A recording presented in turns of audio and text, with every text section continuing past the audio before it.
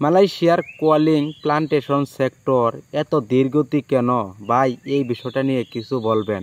বর্তমান সময়ে আমাকে প্রতিনিয়ত আপনারা বলতেছেন এই যে বিষয়গুলো, যেরকম এজেন্সিকে নিয়োগ অনুমতি দেয় না কেন, এই যে সমস্যাগুলো কার?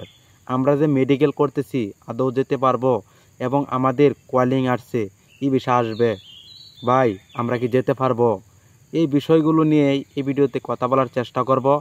সর্বপ্রথম আমি আপনাদেরকে বলবো, মালয়েশিয়ার এই যে কোয়ালিং চালু প্লান্টেশন সেক্টরে এত ধীরগতি কেন? এই বিষয়টা অনেক মানুষ জানার আগ্রহ আছে। প্রথমেই এই বিষয়টা নিয়ে আলোচনা করব। দেখেন ভাই, যে সময় বাংলাদেশ থেকে প্লান্টেশন সেক্টর খোলা হয়েছে, আমরা ভেবেছিলাম যে বাংলাদেশ থেকে প্লান্টেশন সেক্টরে অনেক পরিমাণ মানুষ আসবে মালয়েশিয়ার পাম বাগানে কাজের জন্য। ওই সময় কিন্তু ইন্দোনেশিয়াদের জন্যও কিন্তু খোলা হয়েছিল। আমরা দেখতেছি ইন্দোনেশিয়া থেকে মানুষ আসছে এবং আমাদের এই কোম্পানিতে প্লান্টেশন ভিসা নিয়ে ইন্দোনেশিয়া চলে আসছে, আমাদের এই কোম্পানিতে কাজ করতেছে।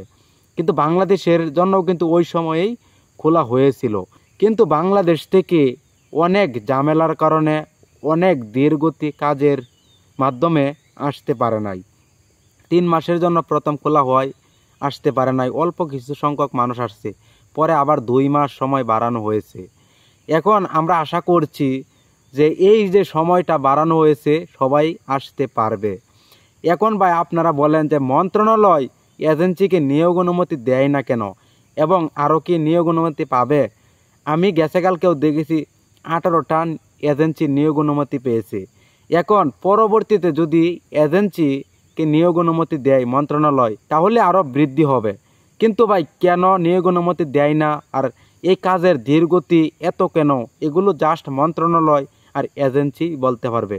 এটা আপনিও বলতে পারবেন না, এটা আমিও বলতে পারবো না। আর মালয়েশিয়ার কলিং 2023-এও আসছে মানুষ, ওই সময়ও কিন্তু এত ধীরগতি ছিল।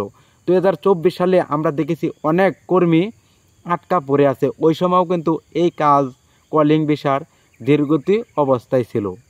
এতএব আমরা যারা ভাবি মালয়েশিয়া আসবো অনেক টাকা দিয়ে, অনেক ভাই এই মালয়েশিয়া কলিংয়ের জন্য কিন্তু ক্ষতিগ্রস্ত হয়ে গেছে। যেরকম কাজ হয় ধীরগতি, মন্ত্রণালয় এজেন্সিকে নিয়োগ অনুমতি দেয় না, আবার এজেন্সিও কেন নিয়োগ অনুমতি পায় না, এই বিষয়গুলোও কিন্তু আমরা জানি না। আমার যে ধারণা মন্ত্রণালয়ের, কেন ভাই মন্ত্রণালয় এত ধীরগতিভাবে কাজ করে, আর এজেন্সি যদি ধীরগতিভাবে কাজ করে মন্ত্রণালয় কেন বা চাপ দেয় না? এটাও কিন্তু এটা বোঝার একটি বিষয়। যাই হোক, আমরা আশা করব নেক্সট টাইম, কিংবা এই যে 2 মাস বাড়ানো হয়েছে, যেন কাজগুলো একটু গতিতে করা হয়। কেন অনেক ভাই যেন আটকে না টাকা পয়সা দিয়া। এজেন্সি দালাল এরা কিন্তু ভাই প্রতারক হিসাবে আপনাকে এটা বলবে ওটা বলবে, বলবে এমুক ভিসা চালু হয়ে গেছে তোমাকে পাঠিয়ে দিতে পারবো। ওরা তো খালি আশাই দেয়, আশ্বাস দেয় যেন আপনি আসেন, কিন্তু আপনি তো ভাই অনেক টাকা দিয়ে ফেলেন। আপনার তো আসতেই হবে, এজেন্সির কাছে যাইতেই হবে, তাই না? এতএব যারা মালয়েশিয়া আসবেন একটু দেখে নেবেন আপনি কি মেডিকেল যে করতেছেন ওই এজেন্সি কি নিয়োগ অনুমতি পাইছে কিনা।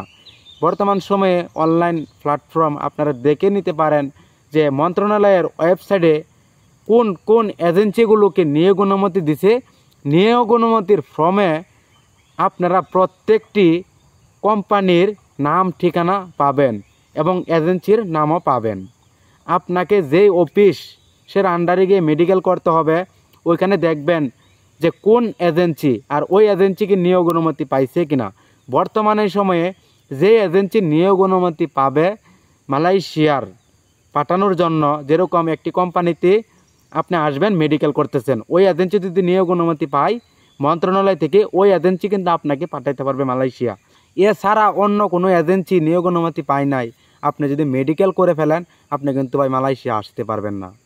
এতএব আপনারা যে মেডিকেল করবেন এগুলোও কিন্তু যাচাই বাছাই করবেন। ইউটিউবে অনেক মানুষের ভিডিও আছে, আপনারা দেখে নিতে পারেন। আর যারা আমার ভিডিও দেখে একটু উপকার হয়, চ্যানেলটা সাবস্ক্রাইব করে পাশেই থাকবেন এরকম ভিডিও আরও পাওয়ার জন্য।